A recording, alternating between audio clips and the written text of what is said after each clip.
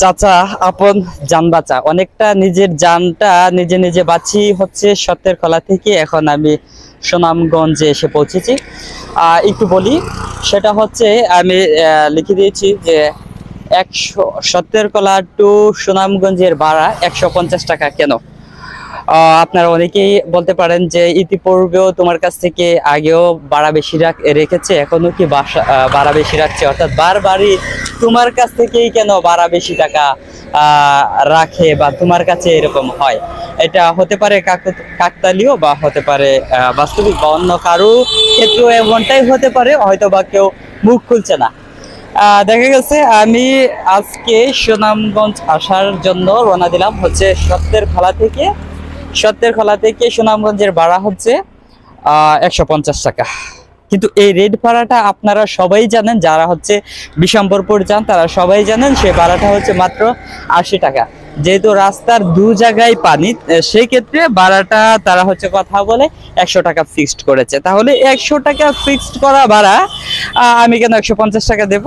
এটা আমার কাছে প্রথমেই আমার কাছে সবচেয়ে বেশি মনে হয়েছে যে এক্সেস ভাড়া আমার কাছে মনে হয়েছে, যে কারণে আমি হচ্ছে একটু সামনের দিকে দাঁড়িয়ে থাকলাম। তারপরে হচ্ছে আনোয়ারপুর থেকে একটি সিএনজি আসছিল, সেই সিএনজিকে ইশারা দেওয়ার পরে সিএনজিটা একটু সামনে এসে দাঁড়ায়। তারপর অনেকক্ষণ আমি হেঁটে তারপরে এই সিএনজিতে উঠে তারপরে আসলাম। সিএনজিওয়ালা যেটা হচ্ছে আনোয়ারপুর থেকে সুনামগঞ্জের ভাড়া হচ্ছে 100 টাকা, আর পানি থাকার কারণে তারাও হচ্ছে 20 টাকা বেশি নিচ্ছে, অর্থাৎ 120 টাকা। সে আনোয়ারপুরের ড্রাইভার আমার কাছ থেকে রেখেছে 100 টাকা। তো প্রশ্ন আসতে পারে, আনোয়ারপুরের ড্রাইভার এখান থেকে আমার কাছ থেকে কি কম রেখেছে? আসলে কম না, এটা হচ্ছে ন্যায্য ভাড়া, যেটা হচ্ছে সত্যের খোলা থেকে সুনামগঞ্জ 100 টাকা, অর্থাৎ 80 টাকা ছিল পূর্বে। সেটা হচ্ছে রাস্তার দু জায়গায় পানি থাকার কারণে কর্তৃপক্ষ কথা বলে এই ভাড়াটা হচ্ছে 20 টাকা বাড়িয়ে দিয়েছে, অর্থাৎ 100 টাকা করেছে। আপনি যেখান থেকে সিগন্যাল দিয়েছেন, হ্যাঁ, সেখান থেকে যাত্রী দিত না আনার লেগে। আমি জানি নিত না, প্রত্যেকটা স্ট্যান্ডের নিয়ম আছে। হ্যাঁ, বললাম না আপনার পানি ছাড়া এখানের ভাড়া হলো 80 টাকা। 80 টাকা আমরা সবসময় যাই, এমনকি আমি টাকাতে 100 টাকা, পানি টাকাতে 100 টাকা, 100 টাকার উপরে গিয়েও তারা 150 টাকা। এটা যদি আপনি উপরের র্যাঙ্কে আপনি অভিযোগ করেন, তাহলে খবর খারাপ হয়ে যাবে। সেই ভাড়াটা তারা নিচ্ছে, তারা আরো নিচ থেকে বাড়িয়ে 150 টাকা করে ফেলছে। এখানে স্টেশনে গাড়ি ছিল মাত্র 3টি গাড়ি ছিল। তো ড্রাইভাররা এরকম ছিল যে আর তো কোনো গাড়ি নেই, সিট নেই, যদি যেতে হয় আপনাকে 150 টাকা দিয়ে যেতে হবে, নয়তো বা সিট পাবেন না বা গাড়ি পাবেন না, তখন যেতে পারবেন না। তো আমার কথা হচ্ছে যে আপনাকে কেন 150 টাকা দিতে হবে?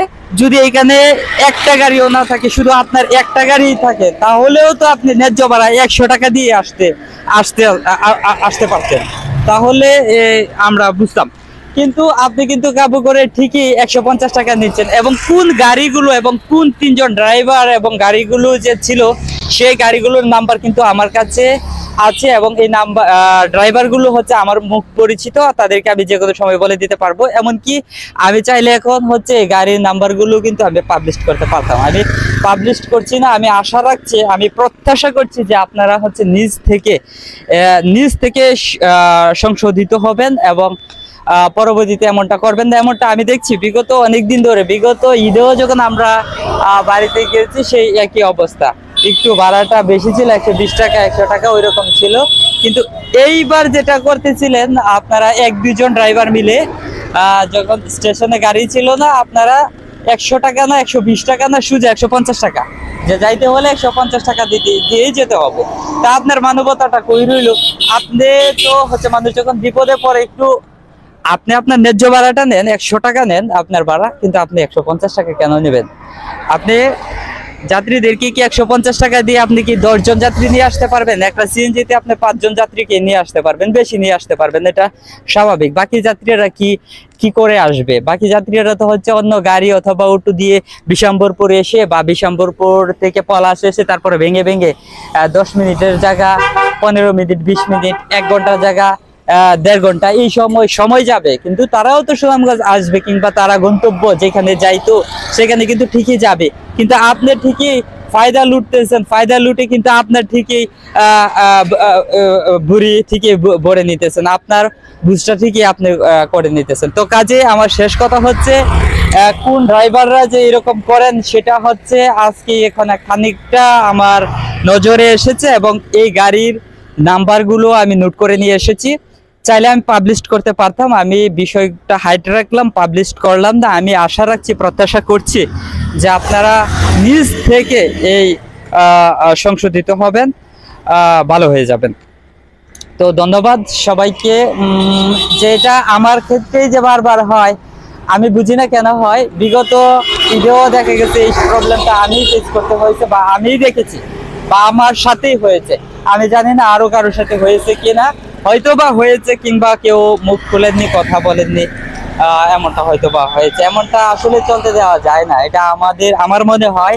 আমি একজন ডিসেম্বর প্রবাসী হিসেবে, আমি একজন নাগরিক হিসেবে, একজন মানুষ হিসেবে আমার মনে হয় যে এইখান থেকে আমাদের পরিত্রাণ হওয়া উচিত। আরেকটা কথা এখানে মনে পড়েছে, সেটা বলি যে রাস্তার দু জায়গায় 100 মিটার ব্রিজের পরে পানি, তারপরে হচ্ছে এটা কি বলে, দুর্গাপুর মুকাম বাজার নাকি বলে, ওই জায়গায় হচ্ছে পানি। এখন তো বন্যা অনেকটা নিয়ন্ত্রণে চলে এসেছে, বা পানিও কমে গেছে, তারপরেও কিন্তু এই নিজা রাস্তার মধ্যে পানি রয়েই গেল। তার মানে বোঝা যায় যে বন্যা কবলিত রাস্তাগুলো আসলেই কাঙ্ক্ষিত মাত্রায় উঁচু করা হয়নি, অনেকটা নিচু রয়ে গেছে এই রাস্তাগুলো। এখন হচ্ছে সময়ের দাবি, উন্নয়নের দাবি, এই রাস্তাগুলো আমার মনে হয় এখন উঁচু করা দরকার। যে পরিমাণ উঁচু করলে রাস্তাগুলো ভেঙে না যায়, এবং এই স্বাভাবিক পর্যায়ে আমরা বন্যা কবলিত এলাকা স্বাভাবিকভাবে এখানে বন্যা হয়, পানি হয়, যেন সাধারণ পানি হলেই যেন রাস্তার মধ্যে পানি জমে না যায়, নৌপথে যেন আমাদেরকে জেলা শহর সুনামগঞ্জে না আসতে হয়, যেন স্বাভাবিক পানি থাকলে অ্যাটলিস্ট আমরা যেন এই সাধারণ মানুষ ভোগান্তি থেকে রেহাই পেয়ে